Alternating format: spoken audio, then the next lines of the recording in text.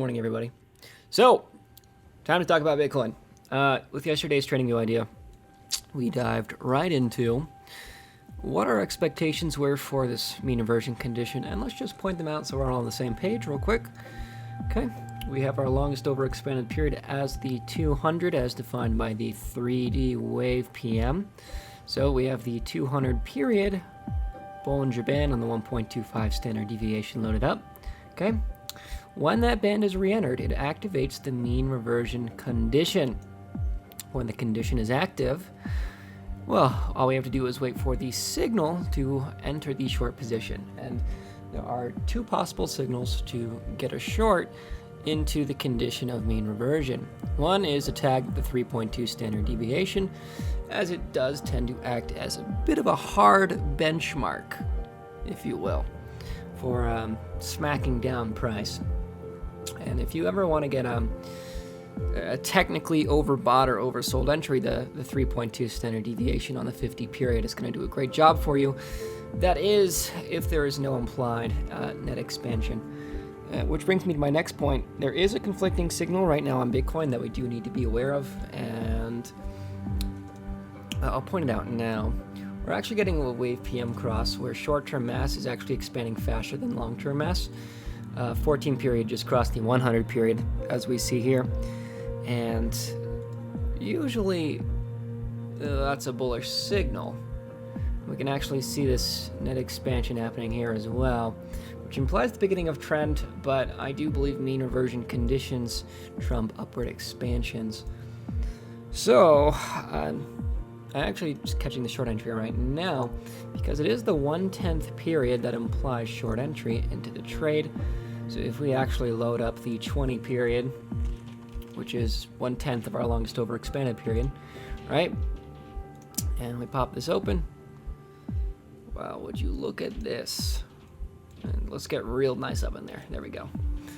So right there, when that CCI rolls down, the 20 period CCI roll down, that's technically the bearish short entry. I entered a little early, right, because we do have the swing high. Oh, I guess it technically wouldn't be early because I did try to grab the 3.2 standard deviation tag there as well. So again, we do have a bearish condition. It is important to note that I am expecting another secondary retest of the weekly 200 moving average, right? Because if we actually look down here, we have our mean recursion condition as defined by the 250 period, right? As defined by the 3D wave PM. If we look here, 250 is our longest overexpanded period. So whenever we re-enter that band, it implies we will revert to its relative longest overexpanded mean, and we do expect that mean to either travel down to meet price or price to meet the mean. And really, the most viable scenario, and based on the previous pattern for Bitcoin, what we're going to expect is still this nice bouncing pattern for lateral mean reversion, right? So the mean is going to slowly trickle down to meet price as all these periods shed their mass and decrease their distributional width, like so, right? It's just price is going to trickle along the bottom. Eventually it will meet the mean, and it's going to take a very long time before any kind of bullish condition here, right? We got a year of lateral trading, or I would actually say closer to 8 months of lateral trading, until we actually get the upward weighted bull run, right?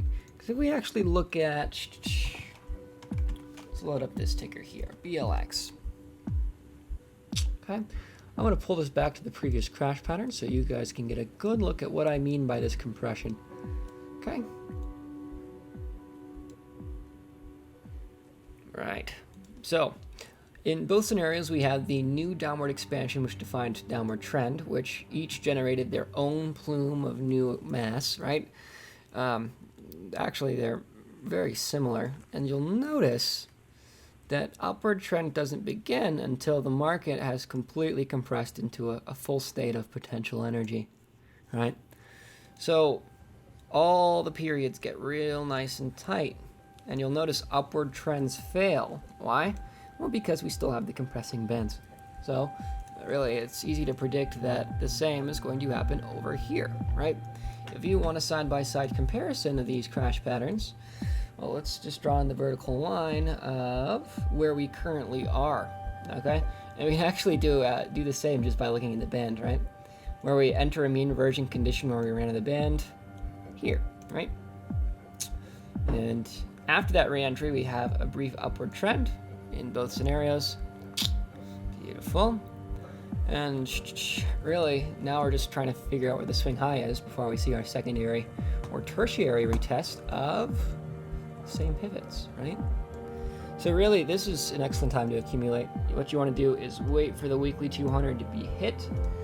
And we are expecting that retracement down to retest that weekly 200 one more time, 2 more times, 3 more times, who knows. However, really, the true bullish condition is if we retest and then have a higher high. Okay? Right, because that's going to show market strength.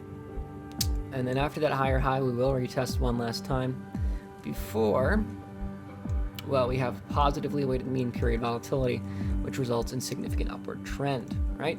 Positively weighted mean period volatility is the final calling card for a bull trend, or for a bull run, if you will, especially in the daily macro time frame. So we need the blue band, top of the purple band. If that was too much words for you, let's boil it down to a simple sentence, right?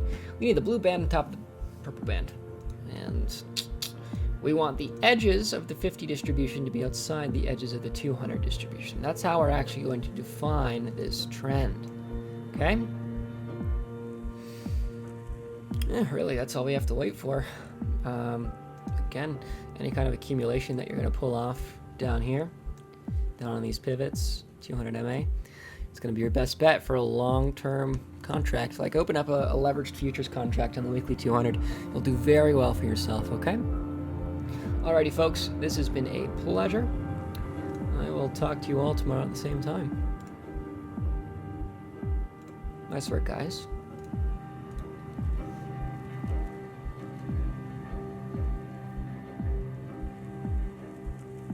Okay. What do we have over here? I should probably check the YouTube comments. How are you guys doing today?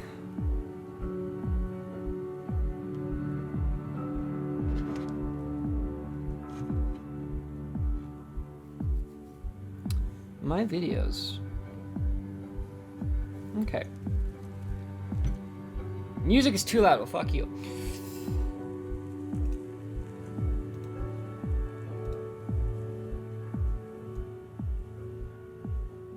There you go, buddy. Get your comments in there, guys. I want to hear what you have to say. Until then, I'm just going to go over what I'm currently holding. Got a small bag of ZRX. Right, we technically in a mean reversion condition on this. Downtrend has lost strength. It's pretty safe to imply that we will have some slight upward trending happen here. And everyone's talking about XRP today, so let's see what that's all about. Oh look, the downtrend is continuing. Who could have predicted this? Really, guys. Like, we had a chance. Like, let's just zoom in on this just a touch. And I'm going to make sure this is the 250, or the 200, excuse me. Yeah, it's the 200. Okay. So here's the thing, guys. We were sandwiched between the 50 MA on top and the 200 MA on the bottom. Well, the 200 MA broke, and now we have continuation of the downtrend. It's very safe to assume that this is going to continue going down, okay?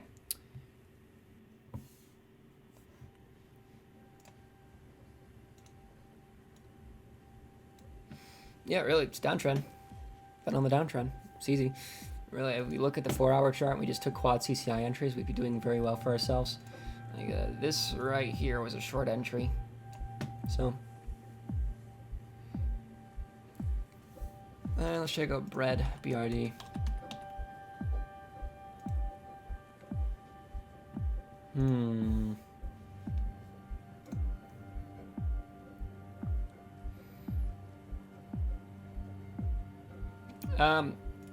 I think it's going to be near impossible to define a reasonable retracement value on this, okay? So, 300's our LOP right now, so let's check it out.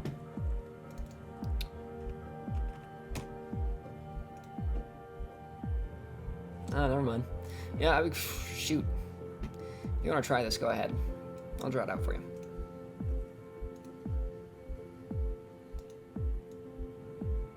Well, something like that.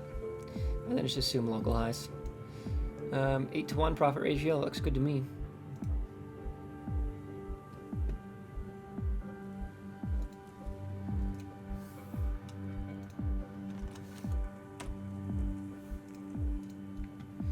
I'm also in VIB right now, still. I haven't taken profit on VIB at all. Good thing I haven't, to be honest. Uptrend is still intact. Alright. I think from the drawdown from here to here, I lost close to $1,000. But no, the trend's still intact, so I'm not too worried. Right, because this is a parabolic move. And as long as trend is defined, I don't want to take profit, because I've dealt with parabolic moves in the past, BNB for instance, and well, I took profit too soon there, and the trend was still technically intact.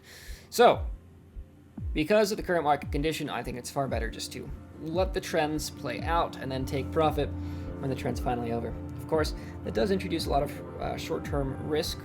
Right, we saw the completed 14-period mean reversion here, where we have this longest overexpanded period, 14-period CCI roll down. That was technically a take profit signal. And we actually are seeing that retrace down to the mean. Although, I'm assuming this is just going to flag out. Let's hope, right? BCHSV. Let's check it out.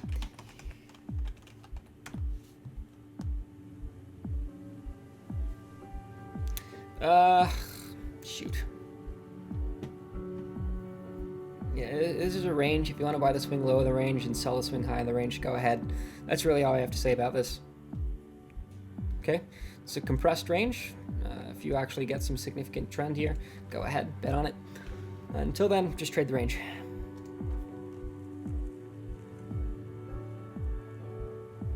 Euro USD, okay.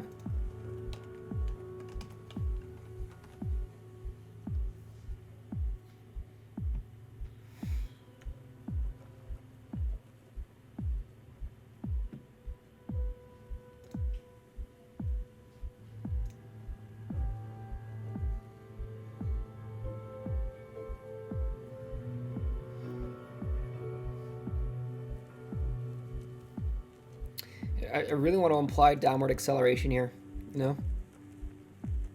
But I don't have the signals to actually back it up. It's just a feeling.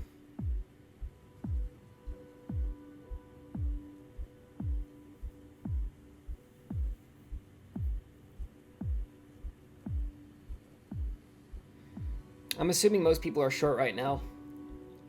It's a tough chart to read.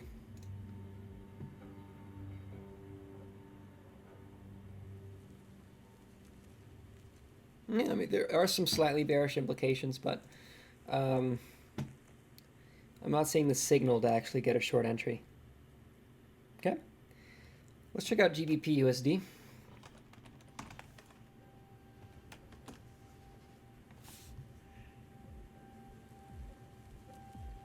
Okay.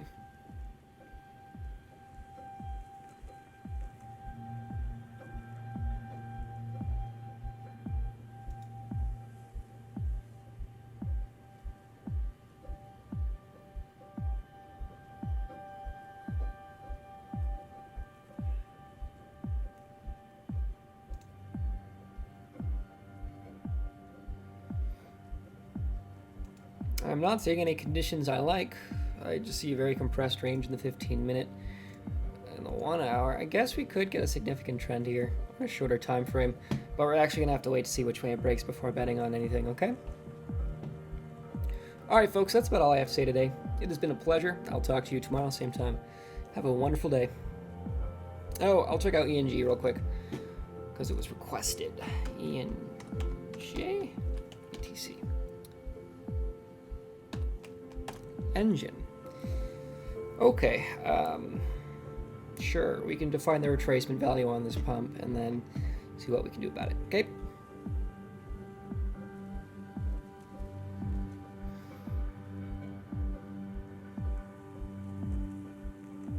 Looking at the 100 period, let's try it out.